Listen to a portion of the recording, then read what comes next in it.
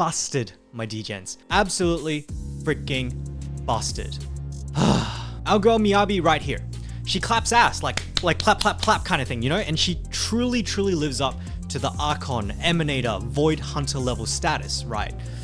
Woo. Anyway, hi. Today, let's talk through Miyabi. I'm going to be covering all of these topics over here. There is quite a lot, so let's just jump into it. All right, and so let's start off with what I would call the core Miyabi experience. And it's that the core mechanic of Miyabi, everything that she does is centered around these dots up here. I'm just going to be referring to them as stacks. And so the idea is that we do a whole bunch of stuff, whether it's auto attacks, whether it's using an EX skill, in which you're going to see I'm going to gain 2 stacks right there. We do all of these things to build up to 6 stacks, and then we use hold basic attack, which is essentially what I'm going to refer to as blowing our load. 1, 2, 3, and you can see big slashes everywhere. It's the Virgil, it's whatever you want to call it. 3 levels of charge, so I'm going to charge 1, 2, and then let go. That is level 2. And then this is what level 1 looks like. And then level 3, 1, 2, 3 for the whole shebang. Boom. So TLDR, build stacks, build up to 6, and then use the big charge attack, blow your load. That's it. Now, if you took what I just said and just freaking ran with it, you're probably going to clear most content with Miyabi without consideration for anything else, right? Throw her into literally any mildly coherent team, maybe with Yanagi or with Bernice for Disorder, or with Lighter, Lycoan, Sokaku, Lucy, etc. Treat her as a main DPS. It's gonna freaking work. She works no matter how you play with her. That said though, let's take her a little bit further because there is actually a lot going on in the background, and you absolutely can take her to the next level. Now, aside from the charge system up here, Miyabi has another unique system, and that is this Frost Anomaly over here. And this little thing is a little bit different from Ice Anomaly. We'll talk about it in a second, but the TLDR is that her whole theme is around ice and fire combined. So let's quickly go through her basic attack string. 1, 2, 3, 4, 5.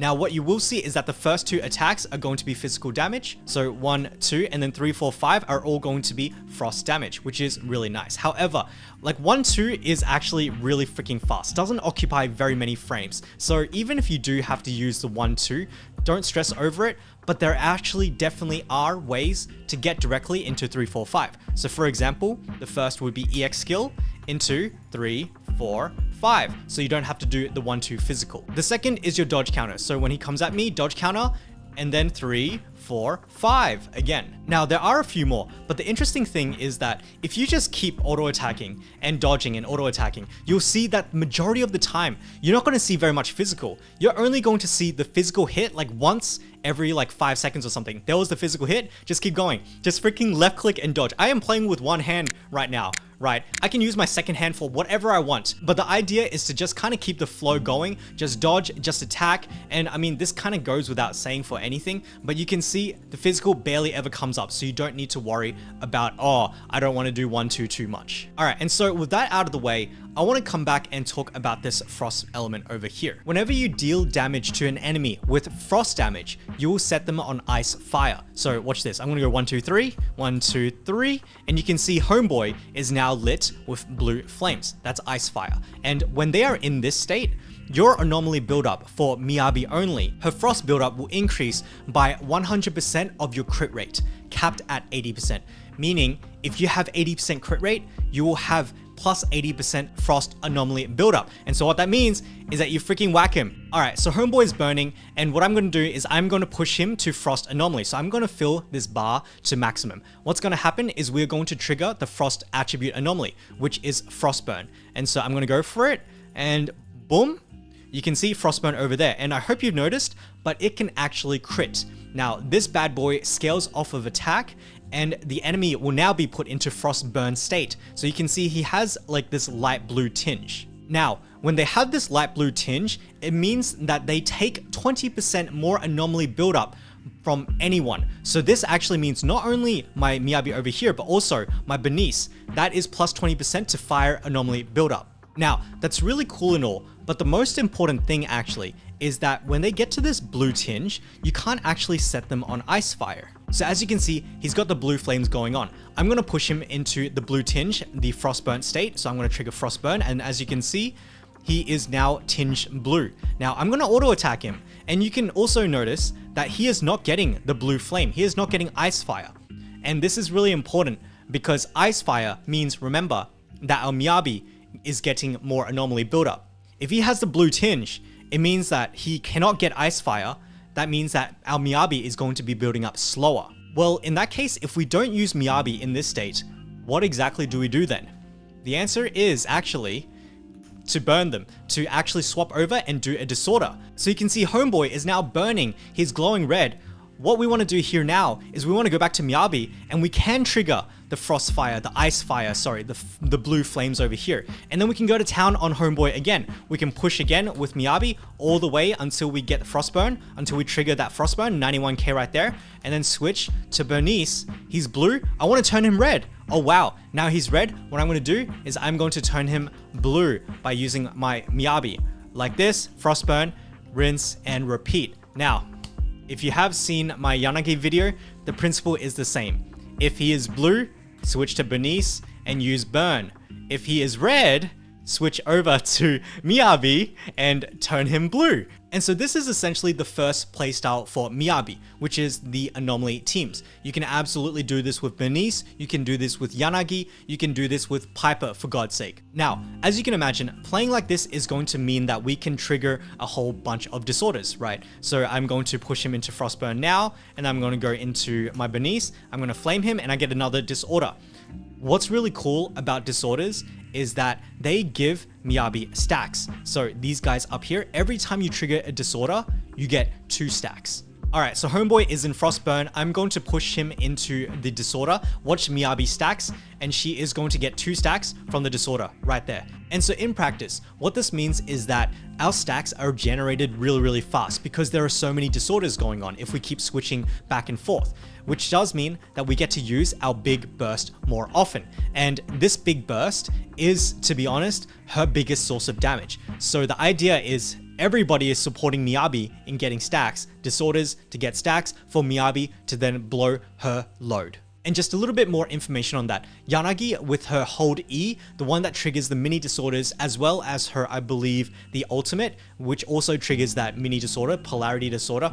These contribute to Miyabi's stacks. Each one of them does count for 2 stacks on Miyabi. The reason that I'm pointing it out is because when it generates so freaking fast, you need to be careful to not overstack because they're stacking so fast. So TLDR, don't overcap, don't overstack. And the easiest way to do so is to just use, if you hit 6 stacks, just use the freaking thing. But also, you can start now doing calculations, right? There is going to be a mental load to playing Miyabi optimally. So for example, let's say we have 3 stacks over here. My immediate response is that if my ultimate is up, the first thing I will do is use my ultimate, and what it does is it gives another 3 stacks, putting us to 6 stacks. It's also going to give us plus 20%, plus 30% ice damage actually, which is a crap ton, and then I'm going to blow my load immediately, just like that. So my big slash is going to be buffed up. I'm going to use all of my points, and I'm not going to overstack. If on the other hand, I do have 4 stacks like this, my instinct would be, okay, let's try and make it to our skill. Let's get enough for a skill, and then skill straight into the big charge attack like that. I don't want to risk overstacking. There's just way too much going on, especially when you're going for like your Bernice and all of that. Just try not to overstack. Use your stacks as fast as possible. But you also want to be trying to use them at 6 stacks because this thing actually does have better multipliers per point than the other 2 stages. All right, and so what I am going to do is circle back to this disorder kind of playstyle. And specifically, I am going to go into the skill info for Miyabi and go all the way down to her additional ability, core skill, additional ability. And so what's happening here is that given that we have a support character or somebody that shares the same faction, so I'm using Bernice, which means I need to have a support character. That person is Lucy right now. Our basic attack, Shimotsuki, which is our hold basic attack, which is like the big blow load thing, this damage increases by 60%. But on top of that, when any squad member triggers disorder, Hoshimi Miyabi obtains 2 points of Fallen Frost, and basic attack Shimotsuki during the next Shimotsuki stance will ignore 30% of targets ice res. Like, just look at that. You can see that her whole kit is centered around this massive quick draw blowing load thing, right? But I wanted to recap on this because the effect of this additional ability is immense. You get plus 60% damage on the big slash. You get the 2 stacks from your disorder, and the whole basic, the big quick draw, is also going to be ignoring 30% of target ice resist. That is a lot, right? And that additional ability you cannot ignore. There are some additional abilities like Cohen or Kaleda, or like some characters which you're like, oh, I'm just gonna put it in there for now. You cannot ignore Hoshimi Miyabi's additional ability. All right, and so in that case, let's talk about the second playstyle. So what I'm gonna do is I'm gonna replace Bernice with Lighter over here. And Lighter could be anyone, right? He could be like Cohen, he could be Kaleda, he could even be Caesar if you really wanted, right? But for argument's sake, let's go for Lighter for now. And so what this is looking like is a Hypercarry comp. Very traditional main carry DPS, right? So Miyabi, stunner, support, something like that. Now, this is really interesting because it actually works, but it works in a different way to the Anomaly type. All right, so I'm gonna put the enemy into Frostburn, and as you can see, he's got the blue tinge. Now, no matter what I do from here, he is not going to get the Icefire, right? We want that blue flame.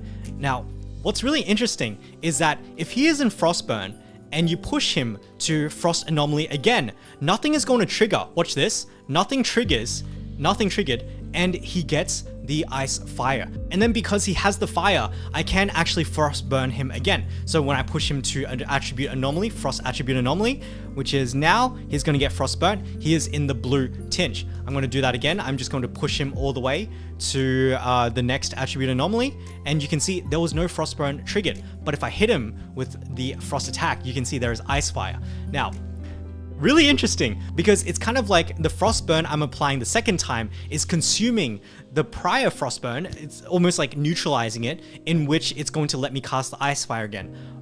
But what exactly does this mean? It means that I can actually spend a lot of time in my Miyabi. I can push him to Frostburn like that, and I can just keep going. I can keep going until I push him over the edge again, and then I can do Frostburn again now. Right, we've got the Icefire. Our next proc is going to be Frostburn. So yes, we can spend the majority of our time in Miyabi. Now, the alternative is that when we put him into Frostburn, so I'm going to put him into the blue tinge like that, and we're not applying Icefire over here. What you can do is actually just go into your stunner, go into your support, whatever, and get those things done. Build the stun gauge, and eventually the Frostburn is going to expire, as you saw right there. And then at that point, you can swap back to Miyabi. Now, if you take option 1, and that is to just like keep going with Miyabi, just literally brainless, don't think about it, and just keep going with Miyabi, this actually builds a case for taking Anomaly Mastery Disc 6, because Anomaly Mastery means that we're going to be building this gauge faster and faster, and the sooner we can overcome that threshold, right, of like going one full circle and then going another full circle, the faster we can do that, the faster we can gain extra stacks, because every time we Frostburn, you're going to see we're going to get a stack over here. Watch that, and we got a stack. So yes, some people are going to say, well, Anomaly Mastery actually makes sense because of that reason. My counter to that is that if you're going to be playing like this kind of comp where you do have a Lighter, or you do have a like Cohen, Kaleda, Lucy, Nicole, whoever, you're going to be wanting to like spend more time in these characters anyway, because they have debuffs you need to manage. We've got like Cohen with his ice damage res shred. We've got Lighter with something similar, and you got the Ora into like the extra, I think it was ice and fire damage, as well as ice and fire resist down. You're going to be doing things with all of these different characters anyway, so it's okay. Now, that being said, comparing the two different teams, I'm talking like with the Bernice or with the Yanagi, the Anomaly type team, versus with like the Lighter or with like the Lycoan instead, I would say that in the long term, you do want to go for an Anomaly based team. So you do want to have either the Bernice, or you want a Yanagi, or maybe even Piper if you want to play Anomaly really fast. And the reason for this is because of that additional ability at the very bottom here. If you don't play Disorder, you are going to be missing out on this 30% ignore ice resistance, which is honestly freaking massive. Now, that being said though, you can technically run Disorder with a team like this, right? If we run Anomaly Mastery on our Lighter as well as our Lucy, that actually could work. That is absolutely option number 3. But it does mean that you have to build that, which I'm not too fond of because it means way more investment. All right, so that's my take on the teams, how to kind of play her. Hopefully that made a lot of sense. Again, I would advise that you go for the Anomaly playstyle. And so there are a few other concepts I wanted to cancel. The first is the animation canceling for stage 3. So I'm just going to charge up a few stacks here and I'm going to go up to 6. And what you've probably learned from this video is that this charge attack actually has a massive animation time. So 1, 2, 3, and then I can swap into lighter and do other things. And you can see Miyabi is still going. I think that that is probably the longest animation in the entire game, which really gives it like a case for animation canceling it. So I'm just going to do it again. 1, 2, 3. And when that is already cast, you can see she's still going, man. She's still freaking going. All right, so that's the first one. Now, the second thing I want to talk about is actually, if you hold Miyabi dodge, she gets a massive long dodge like that. And it spans about 4 cells, as you can see. 1, 2, 3, 4. 1, 2, 3, 4. So boom, all the way to the other side.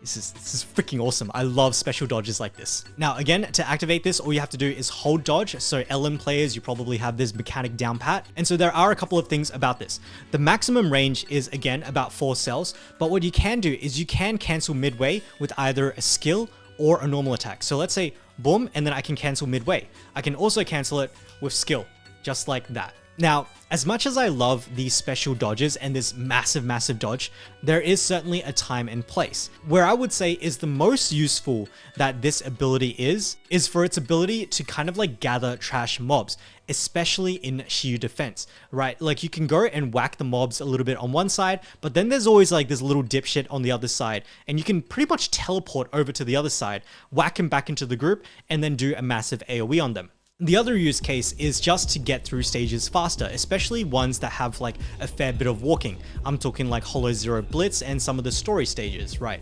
However, coming back to dodging attacks, in general, I would stick with normal dodge because you want to dodge counter as fast as possible, meaning you don't want to be flying 10 meters into the future and then potentially miss your dodge counter. The damage ratio on both the dodge counter and like the really long dodge counter, they're exactly the same. So don't worry about missing out on anything. Let's just keep it simple and easy. Just use normal dodge when you're in like kind of the dodging combat. That was a lot, but we're not done yet. Let's talk about gears and stats. And so in general, what we're really looking for are the highlighted orange stats. As always, attack, crit rate, and crit damage. What I'm saying is forget about Anomaly proficiency, forget about Anomaly mastery. Again, there is that argument you could use Anomaly mastery. Personally, I would say just go for the attack, crit rate, crit damage. Just treat Miyabi as like a traditional hypercarry attacker. I've played the Anomaly Mastery, Anomaly Proficiency variant, and this just makes your Frostbite, that Frostburn, hit a little bit harder. But what it means is that you're sacrificing all your crit and crit damage and attack, well, really like your crit stats to buff up like your AP and AM. It's not worth it because it means that your big slash, the one that's getting all of like the ice resist down, the one that gets 60% extra damage, that thing is going to be weak as hell. And so that is why I would advise forget about AM and AP, just go for attack, crit rate, crit damage. And so that should make everything else really easy. We've got a new set over here. It's called Branch and Blade Song. This thing was absolutely freaking made for Miyabi, right? We've got plus crit damage, we've got plus crit rate, we've got plus crit damage again. And if you look at the set activation, when AM exceeds or equals 115 points, and then we go back and we look at Miyabi's AM, 116, I don't know, man. So yeah, if you're not running this set, the Branch and Blade Song, I don't even know what to say to you. Now, for 4, 5, and 6, this is really interesting. Crit rate, I've got ice damage, and then attack. Again, extremely standard attacker. Now, the one debatable one that you might go like, oh, why are you doing that, is probably the crit rate. The reason for this is because I've got Neko's signature over here. Neko's signature, plus 24% crit rate. We've got this disc over here, plus 24% crit rate. And then I can like show you my discs over here. That is quite a lot of crit rate, my guys. And all of that together only gets me 85% crit rate. Now remember what I said earlier, when you apply Icefire, Frost Anomaly build-up is increased by 100% of her crit rate, up to a maximum of 80%. That's why we want 80% crit rate, to increase our Frost Anomaly build-up to 80%. All right, and so coming back over to the discs, you can see I am using the Woodpecker Electro. If you somehow manage to hit like 80% without Woodpecker Electro, absolutely, you can go for like the Polar Metal for the extra ice damage. So I'm talking like the one that we built for Ellen. This one right here, plus 10% ice damage. You could certainly go for the yellow one, the one that gives attack. This one over here, Hormone Punk. But if you're free to play low spender like me, you're probably going to be using Woodpecker Electro almost like 100% of the time. And so in regards to the W engines, this is going to be really interesting in kind of like a yikes way, right? This is her signature, Hailstorm Shrine, 9.6% crit rate, it's 24% at max, plus 50% crit damage unconditional for Anomaly. But on top of that, you also get extra ice damage for applying like a Frost attribute Anomaly and the EX special attack, something like that, right? But dude, these crit stats are freaking crazy. Considering Anomaly characters, Anomaly Wenjins, there is nothing else like that. We can look through all of these. Nothing else gives crit rate or crit damage. And so you guys probably know the answer as to what we're about to go do. And we're going to go jack a crit rate W engine from the attack class. So yeah, our options are the Neko signature, we've got the 9.6 going up to 24. We've got Ellen's one, which is the same thing.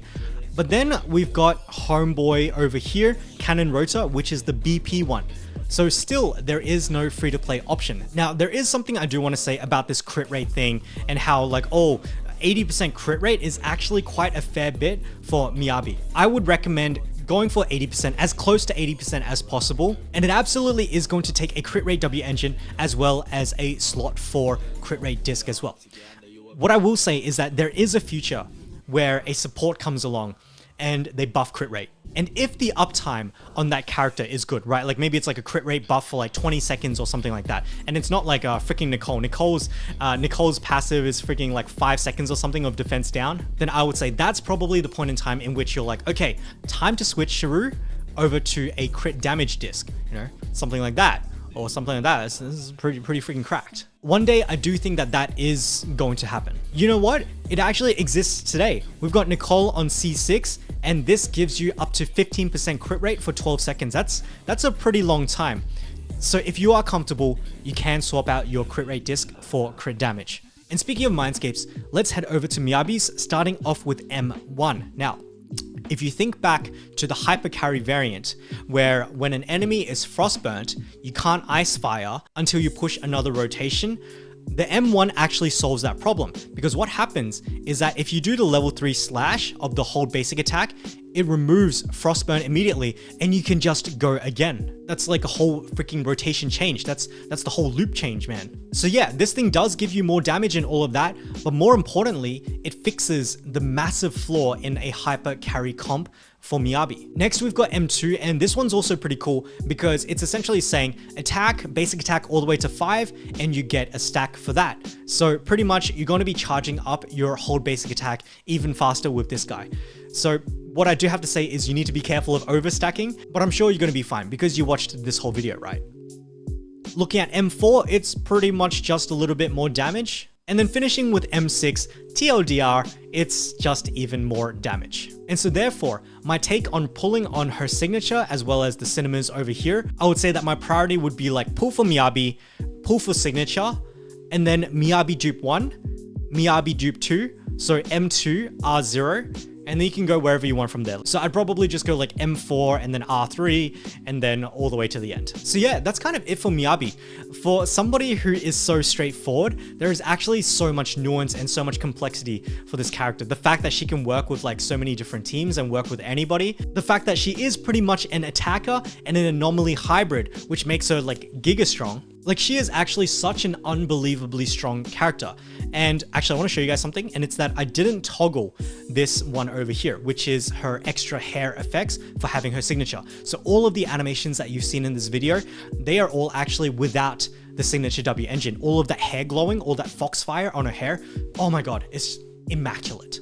Anyway, my guys, I think that's enough glazing for our girl Miyabi over here. I'm sure you guys already know she is going to be absolutely utterly cracked. So let me know what you guys think about Miyabi. Are you guys going to pull her? I'm certainly going to pull her. I'm really excited to play her. But that being said, that is going to be the end of the video. So as always, thank you guys so much for watching, and I'll catch you guys in the next one. Bye-bye.